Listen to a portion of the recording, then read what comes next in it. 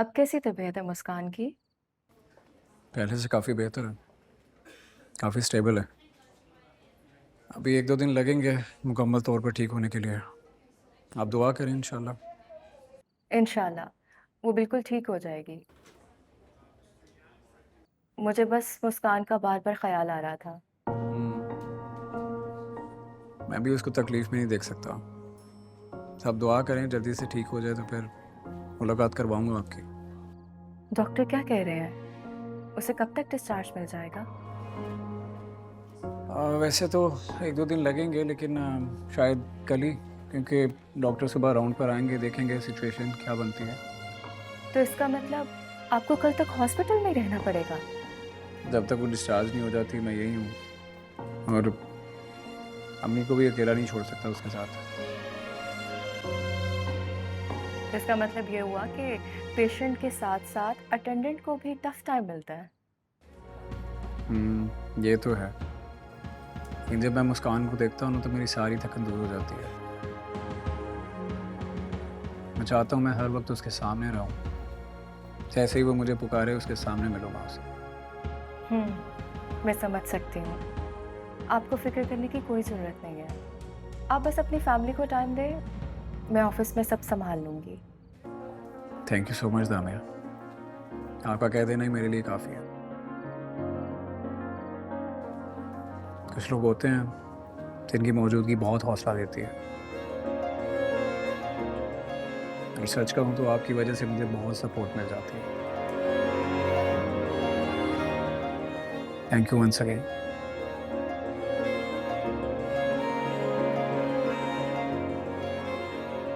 Okay sir, अल्लाह हाफ़िज़।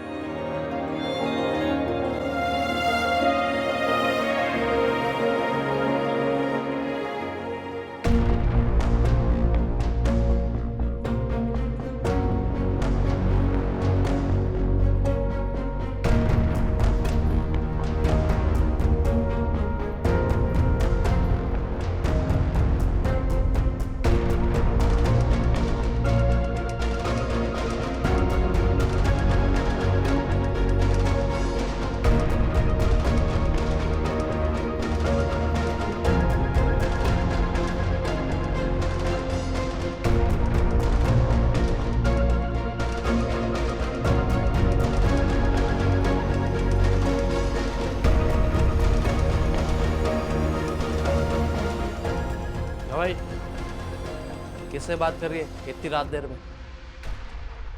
भाई वो ह मेरे ऑफ़िस के कॉलीग थे। ऑफिस के कॉलेज थे? हैं? मेरे से तो बात नहीं की तूने आज तक इतना मुस्कुरा के। उनके साथ कर रही है? हैं? भाई, आप गलत समझ रहे हैं। मैं उनसे उनकी बहन की खैरियत मालूम कर रही थी। अच्छा, तू तो खैरियत से ना? तबीयत ठीक है? ये कोई वक्त है इतनी रात को तबीयत पूछने का? पागल समझा हुआ है? मर जाती क्या सुबह तक? हैं? पागल समझा हुआ है?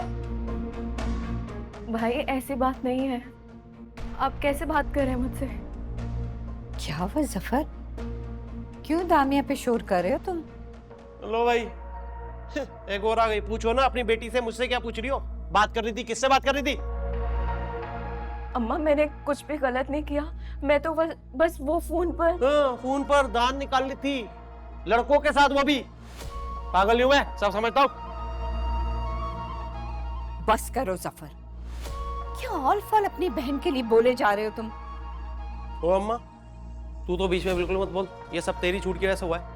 और हाँ, कान खोलकर सुन ले, आइंदा के बाद ना किसी लड़के से ताल्लुक बढ़ाने की कोशिश की ना, जान से मार दूंगा मैं तुझे।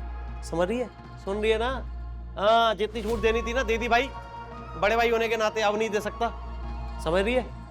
गैरत भी कोई चीज होती है, बेगैरत नहीं हूं मैं। बड़ा गैरतमंद है तू। शर्म कर। अपनी बहन पे इल्जाम लगा रहा है, वो भी सगी बहन पे। इसके बारे में ऐसे कैसे सोच सकते हो तुम? ओ, क्यों नहीं सोच सकता? जब आंखों से देख सकता हूँ, कानों से सुन सकता हूँ ना, तो सोच भी सकता हूँ। जबान से आखिरी मर्तबा बता रहा हूँ, इसको समझा दे। जब तक तेरी शफीक से शादी नहीं होती ना, तू इस घर की इज्जत है और मैं इस घर की इज्जत का रखवाला। होने नहीं दूंगा ऐसा कुछ, आंच नहीं आने दूंगा, जान से मार दूंगा।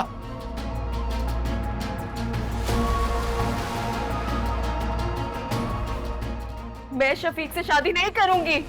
करेगी, करनी पड़ेगी शफीक से शादी। क्यों नहीं करेगी भाई? जफर,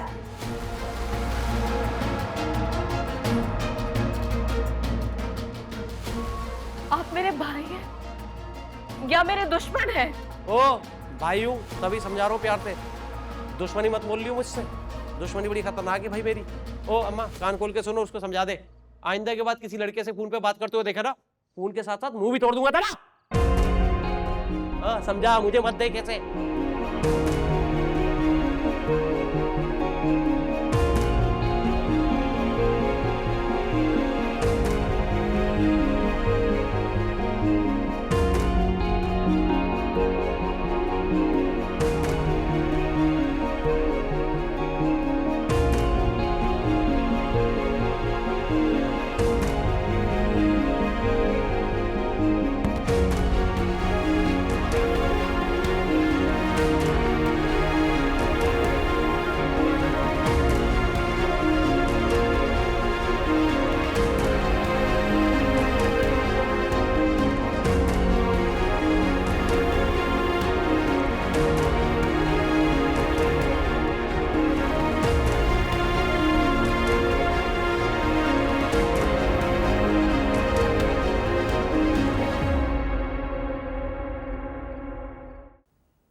दादा मैं आपकी मेडिसिन चेक करके आ रहा हूँ, तकरीबन ख़त्म हो गई है।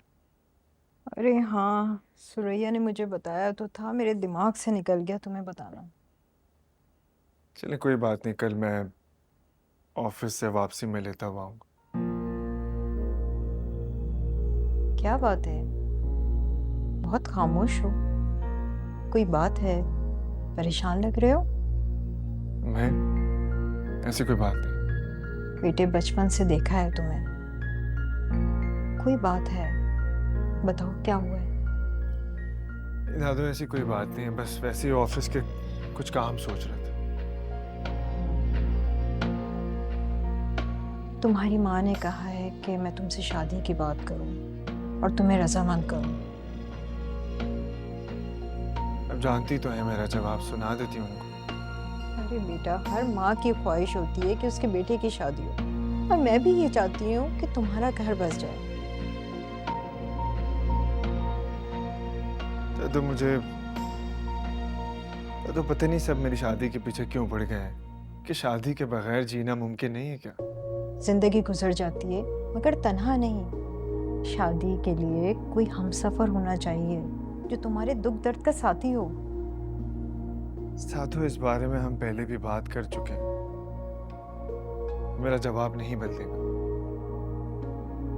तुम क्यों सिर पर अड़े हुए हो? हम लोगों ने तो चले जाना है। प्लीज दादू ऐसी बात तो ना करे ना। तो फिर बेटा मान जाओ मेरी बात, देख लो लड़की। नहीं दादू, मैंने शादी नहीं करनी, ना अभी बल्कि कभी नहीं। देखो बेटा, जोर जबरदस्ती की तो मैं भी कायल नहीं, मगर मना करने के लिए कोई ठोस रीजन भी तो होना चाहिए। मैंने हमेशा मॉम एंड डैड को झगड़ते हुए देखा है।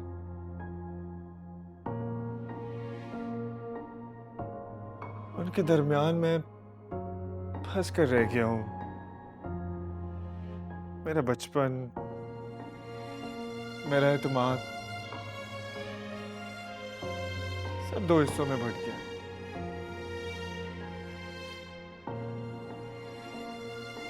अगर आप नहीं होती ना दादू, इतनी मेरा क्या होता।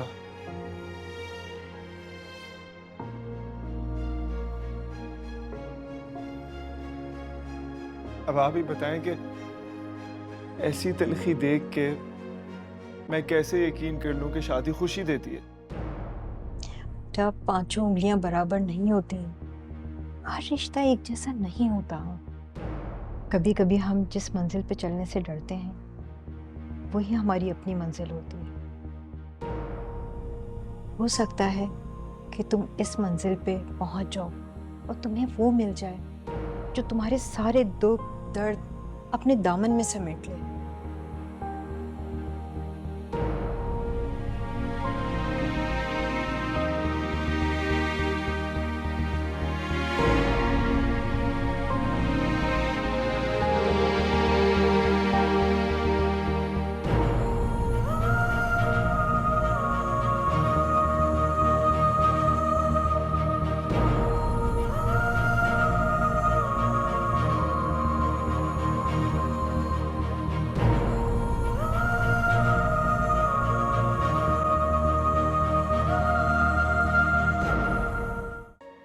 आपके पास अभी एक एक्सीडेंट का केस आया है।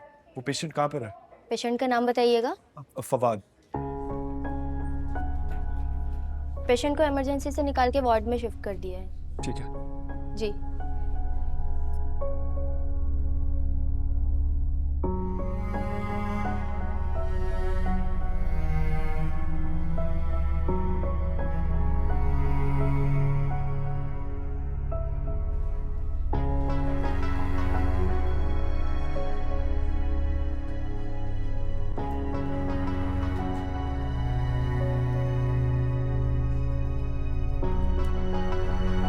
रजा,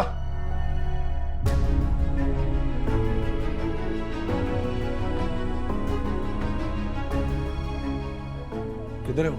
दूसरा रूम है। चलो।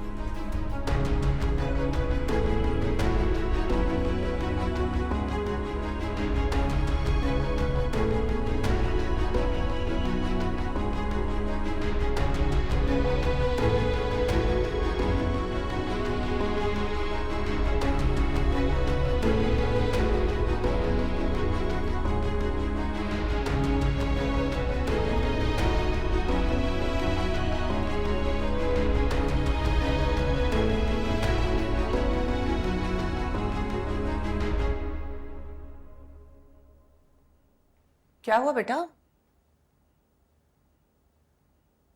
बेटा कुछ चाहिए था? पानी चाहिए था। हाँ मैं देती हूँ। बेटा वो आशिर कहाँ है? बाहर ही थे। अच्छा।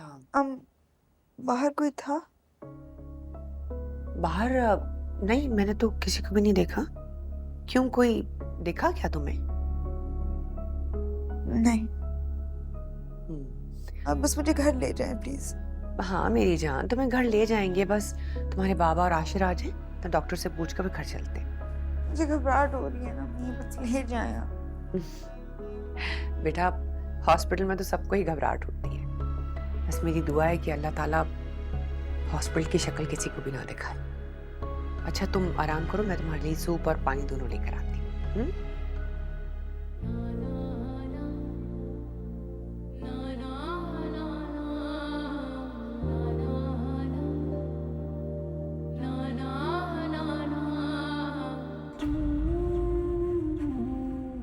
क्या हुआ बेटा, ऑफिस नहीं जाना है तुमने आज?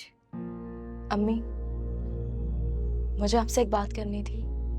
हाँ पूछो बेटा। कल जो कुछ हुआ उसके बाद मेरा दिल बहुत अजीब सा हो गया। मुझे ऐसा लग रहा है जैसे मैंने कोई बहुत बड़ा जुर्म कर दिया। मुझे बहुत डर लग रहा है अम्मी। नहीं बेटा, इसमें तुम्हारी कोई गलती नहीं है। क्यों अपने आप को अजियत दे रही हो तुम? अम्मी आपने कल भाई को देखा था ना, कितना गुस्सा कर रहे थे।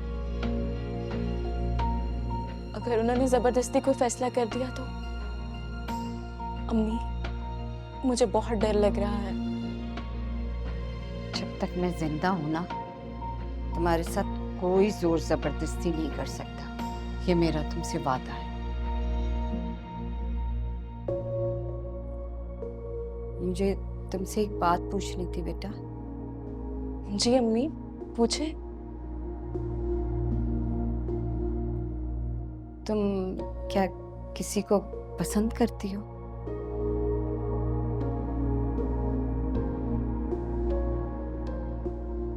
तुम्हारी इस खामोशी का क्या मतलब लूं बेटा? माँ हूं तुम्हारी मैं, और रवायती माँओं की तरह नहीं हूं जो अपनी बेटी की खुशियों को कुर्बान कर दूं। शौहर के इंतखाब का हक तो दीन ने भी दिया है। अगर ऐसी कोई बात है तो मुझे बता दो। अम्मी मैं पसंद तो करती हूँ किसी को, मगर क्या? साफ साफ बताओ। अम्मी मुझे नहीं पता कि वो भी मुझे पसंद करते हैं या नहीं। उन्होंने कभी मुझे कोई इशारा नहीं दिया, तो ये बात मैं यकीन से नहीं कह सकती। तो इसका मतलब है कि ये मोहब्बत शक एक तरफा है। शायद।